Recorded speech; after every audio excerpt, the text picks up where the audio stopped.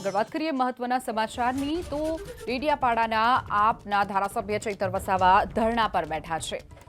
ડેડિયાપાડાના ધારાસભ્ય ચૈતર વસાવાએ ધરણા કર્યા। નર્મદા જિલ્લા કલેક્ટરની ચેમ્બર બહાર ધરણા પર બેઠા। ગુજરાત પેટર્ન યોજનામાં કૌભાંડ થયાનો લગાવ્યો આરોપ। ડેડિયાપાડામાં પ્રભારી મંત્રી ભીખુસિંહ પરમારની એજન્સીના કામો મંજૂર થયા હોવાનો પણ લગાવ્યો આરોપ। હું હમણાં જ આપણી મીટિંગ પતાવીને મેં ગુજરાત પેટર્નની યાદી માંગી। સર્વસંમતિથી અમે જે ગુજરાત પેટર્ન યોજનાનું હમણાં 30 કરોડનું આયોજન થયું પ્રભારી મંત્રીની અધ્યક્ષતામાં અમે તાલુકા જિલ્લાના ચૂંટાયેલા પ્રતિનિધિ ધારાસભ્ય સાંસદશ્રી અમે બધાએ સર્વસંમતિથી 30 કરોડનું આયોજન સર્વાનુમતે મંજૂર કર્યું। આ વર્ષનું 24-25નું હમણાં જ આ 15-20 દિવસ પહેલા મીટિંગ થઈ તો 30 કરોડના આયોજનમાં અમારા એક પણ કામ નથી આવ્યા અને પ્રભારી મંત્રીએ બારોબાર કોઈ એજન્સીના કામો બધા મંજૂર કર્યા છે।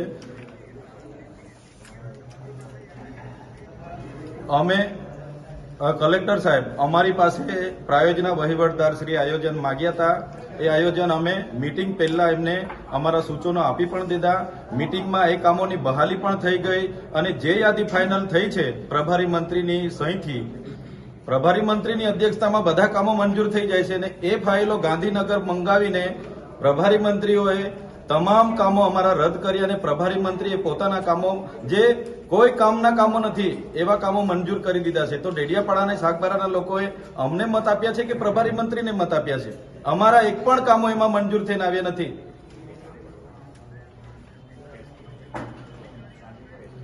ના પ્રાયોજના અધિકારી આમાં સભ્ય સચિવ હોય છે। 30 કરોડનું નર્મદા જિલ્લાનું આયોજન થયું। 30 કરોડમાં પ્રભારી મંત્રીએ પોતાના ના સાહેબ આમાં સભ્યમાં તમે ને અમે બધા જ આવીએ છીએ ને આપણે કલેક્ટર કચેરીની કોન્ફરન્સ હોલમાં જ મીટિંગ થઈ છે અને 30 કરોડના આયોજનમાં સાહેબ 30 કરોડના આયોજનમાં બોગસ કામો જે રિનોવેશન અપગ્રેડેશનમાં 50-55 લાખના કામો મૂકીને પ્રભારી મંત્રીએ મંજૂર કર્યા છે। અમે હમણાં યાદી લઈને આવ્યા, હમણાં જોયું અમે તો આવું તો કઈ રીતના ચાલશે કે ચૂંટાયેલા પ્રતિનિધિઓ આયોજન આપે? વાંધો નહીં સાહેબ, તમારા દરવાજા પર હું બેઠું છું ધરણા પર। આની ચર્ચા કરી લો પ્રભારી મંત્રી અને તમારા સભ્ય સચિવ સાથે, પછી મને જણાવો એટલે હું પછી 2 દિવસ બેસવું પડે 3 દિવસ બેસવું પડે, હું અહીંયા બેસું છું। ઓકે સારું।